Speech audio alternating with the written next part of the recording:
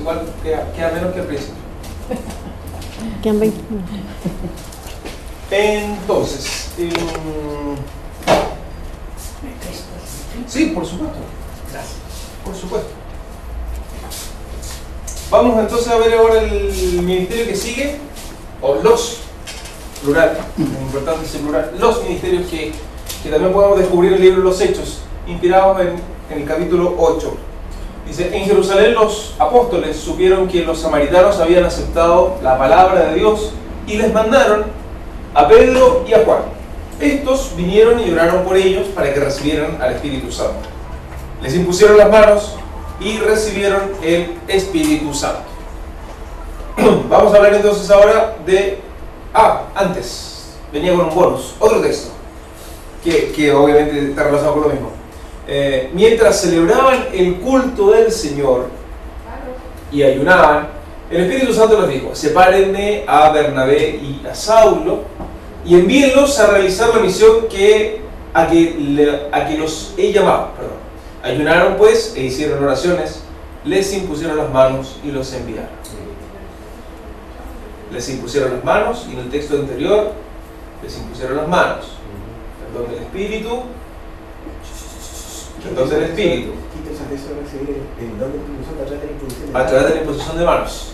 Por lo tanto, lo que vamos a ver ahora son los ministerios que podemos llamar sacerdotales. Al igual que en los ejemplos anteriores, tratemos de separar nuestro concepto actual, tanto de sacerdote, ahora, como antes dijimos por ejemplo, los obispos, y tratemos de verlo en la perspectiva original, bíblica, porque si no, ahí nos podemos confundir. Lo mismo cuando hablamos en el Antiguo Testamento de los sacerdotes, en el Antiguo Testamento no es exactamente lo mismo que hablar de los sacerdotes hoy día. Pero ¿a qué nos referimos con los ministerios sacerdotales? Algo parecido a lo que estábamos un poco hablando en el break sobre el tema y lo que hablamos antes del break, de la celebración. La culminación de la vida de fe y de amor se expresa precisamente en una celebración, en lo que podemos llamar el culto. Se celebra la vida que Dios ha dado mientras se espera el cumplimiento pleno de lo que ha sido prometido. La gran promesa ya está cumplida, es Jesucristo. Pero el mismo Cristo habla del reino de Dios.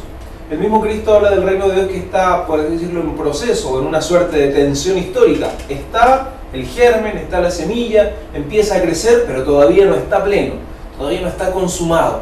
Bueno, a la espera de ese cumplimiento pleno, los cristianos celebramos con la palabra de Dios, celebramos en el caso de la tradición católica con los sacramentos, en fin. Y precisamente lo que nos decía Rodrigo recién, que interesante esto de que la imposición de manos unido a la comunicación del Espíritu, signo que hasta hoy día conserva la Iglesia. En el sacramento de la confirmación, el obispo impone las manos sobre el confirmando. En el bautismo, el diácono o el presbítero, o el obispo, depende de quién bautice, impone la mano sobre el bautizando. En las ordenaciones diaconales y sacerdotales, los obispos imponen las manos sobre los candidatos. Y la imposición de manos va en directa relación con el Espíritu. Más aún, en la unción de los enfermos, el presbítero impone las manos sobre el enfermo precisamente para comunicar el don del Espíritu. El don del Espíritu, que así como el Espíritu va inspirando de distintas maneras y va suscitando distintos carismas, también son distintos dones. El don que se recibe en el bautismo no es el mismo que se recibe en la ordenación y no es el mismo que recibe el enfermo en la unción, pero es el mismo Espíritu. Una sola fe, un solo Señor, un solo bautismo, un solo Espíritu. Bueno, en fin.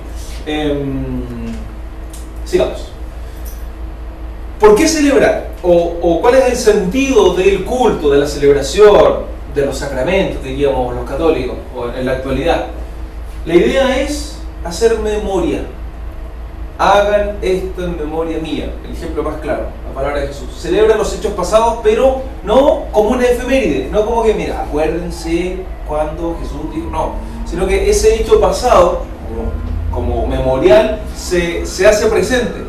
Podríamos decir que lo que hace la celebración, cualquiera sea esta, es representar ese acontecimiento, pero no representar en el sentido del teatro o de una actuación, sino que jugando con las palabras es representar, es volver a presentar, es volver a ser presente, es traer al presente ese pasado. ¿Para qué? Para poder vivificar, bueno, primero para revelar la memoria, obviamente, que no se olvide, y para poder vivificar los acontecimientos del presente.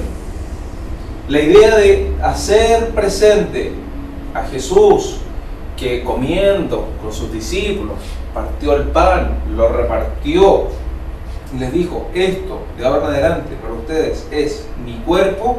No solamente recordar el acontecimiento, sino que por eso que el concepto de sacramento es ese. Sacramento en el sentido de los 7 sacramentos. El concepto es que no es recuerdo de Jesús que hizo esto, sino que es actualización, es volver a ser presente. Efectivamente, vuelve Jesús a partir su cuerpo y a repartirlo entre nosotros. De ahí que de los sacramentos brota la gracia. Y brotan, y no solo brota la gracia, sino que tiene efectos y concede frutos. Los mismos hace 2000 años, hoy día y en unos cuantos años más, cuando se vuelva a celebrar. Esto entonces nos coloca en la perspectiva que también estábamos un poco hablando y que sobre todo en nuestra iglesia es tan necesaria, siento yo, el día de hoy. El tema de los ritualismos. No se trata de repetir ritos. El rito es posterior. El rito es una consecuencia, si quieren ustedes, humana. Necesitamos ritos. Todos tenemos ritos. Uno llega a su casa y tiene un ritual. Las llaves las cuelga en cierto lugar, el bolso lo deja en otro lugar, y siempre hace lo mismo, salvo alguna excepción. Y cuando uno sale en la mañana a tomar las llaves, ¿quién me sacó las llaves? Eso significa que alguien rompió el rito. Cuando estamos de cumpleaños, hay un rito. En mi familia, el rito de cumpleaños es que tiene que haber una torta y la torta tiene que tener velas. Si no, no es cumpleaños. Y me parece que la mayoría dice: otro puede tener otro rito. La Navidad la celebramos distinto, el Año Nuevo distinto, cada familia su rito, cada persona su rito. Eso es humano, es natural. En el fondo, esto es lo central, el celebrar. Pero esa celebración va adquiriendo en el transcurso de la historia ritos. El problema está cuando hacemos el camino al revés y nos quedamos en el rito y perdemos de vista lo que estamos celebrando. Que es en definitiva, siento yo, lo que nos pasa sobre todo con la Eucaristía, la celebración de la Eucaristía a los cristianos católicos. Mucho énfasis, históricamente, hemos puesto mucho énfasis en el rito, que termina vaciándose, y no en lo que realmente estamos celebrando. Eso, y acuérdense de la denuncia que hacían los profetas cuando se enfrentan al culto, a los sacerdotes. Es esto mismo, un rito vacío.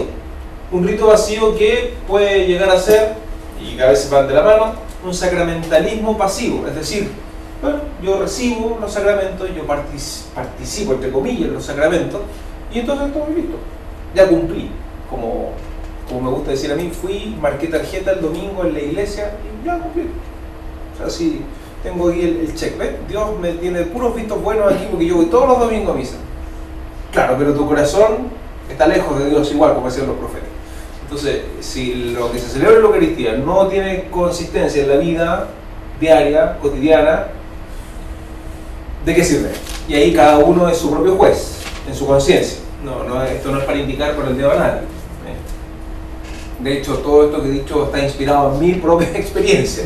¿De qué me sirve participar en tantas cosas si al final la vida no cambia, si el corazón no cambia, si la actitud frente a los demás no cambia? No. Y la solución no es, entonces no participo más. No. Se supone que es reconectar eso que no está funcionando bien. Menos, termino, otra idea que lamentablemente a veces uno ve, el tema de la compraventa de servicios o bienes sagrados. La iglesia o la comunidad o la religión, cualquiera sea esta, termina siendo una suerte de mall o de supermercado de la fe. Si tengo un problema, pídele a Dios. Porque Dios te dirá: Dios, yo te doy esto, pero tú me haces todo. Estoy negociando. Entonces, el Padre Providente, que todo lo sabe, el Dios bueno, que quiere y Él hágase tu voluntad, lo guardamos no sé dónde. Ya, Señor, que me salga este proyecto, sí, y yo me voy caminando a Flobasque. Ya. Y si no te lo doy, no. Entonces no me voy caminando a Flobasque, mi loco.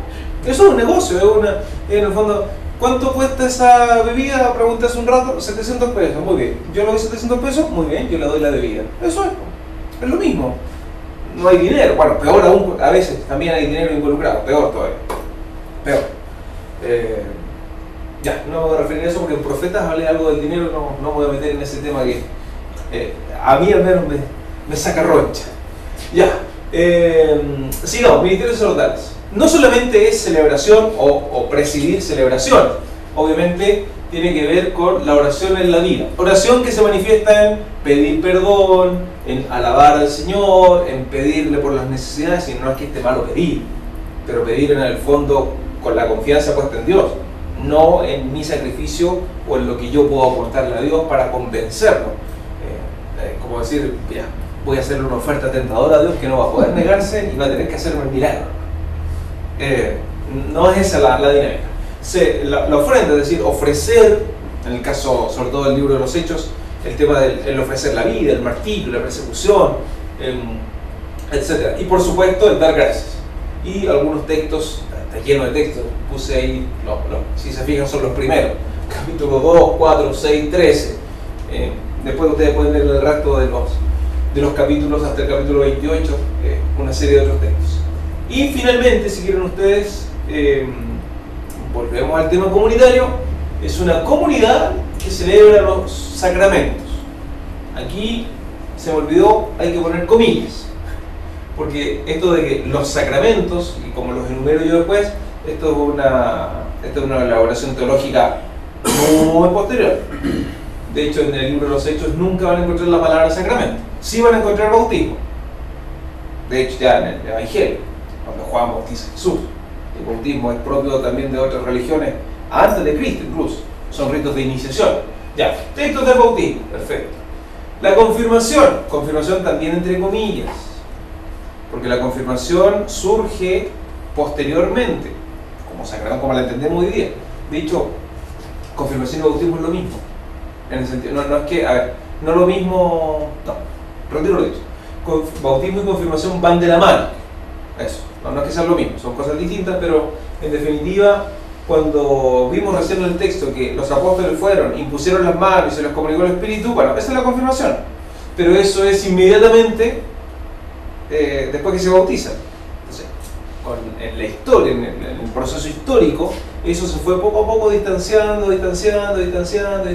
hasta que se encontró la comunidad cristiana con muchos bautizados, pero que todavía no les imponían las manos. Y entonces, después de varios años, por supuesto, siglos, surge lo que hoy día conocemos como el sacramento de la confirmación. Pero como realidad, es uno solo. Por eso que no tiene sentido estar bautizado, no tiene sentido ser bautizado y no haber confirmado la fe. Porque es lo mismo. Es en el fondo como tener incompleto el bautismo, teológicamente hablando. De ahí que también nuestras catequesis frente a la confirmación y las catequesis prebautismales necesariamente tenemos que cambiarlas. A propósito de eso, ya que estamos hablando de catequesis, en mi antigua pega hablábamos harto de esto. Bautismo, el sacramento más importante. Y la preparación que hacemos en general no pasa de máximo 4 encuentros. Para el matrimonio, para toda la vida, con suerte, 2, 3 encuentros. Y ojalá sean encuentros, porque generalmente, lamentablemente, mucha gente sigue hablando de charlas. Y la charla es que alguien se sienta a escuchar a un charlista. La catequesis supone que tiene que tocar la vida, tiene que provocar el cambio de vida. Para la Eucaristía, con los niños, ya, 2 años. Y ahí está la pelea, que 1 año, que 2 años, que sí, que no, y no. Para la confirmación estamos por ahí, con el año, pero también todavía muy intelectual. Para los de los enfermos, no hay catequesis. Para la reconciliación, ya, algo en la catequesis eucarística. Entonces, bueno, para la ordenación, el orden, los seminaristas estudian como 8 años. Esa es catequesis, dice uno, esa es catequesis. Los diáconos lo mismo, unos cuantos años ahí estudiando, formándose, retiros espirituales. Entonces, pero el sacramento más importante, el que veámoslo en las páginas de la Biblia,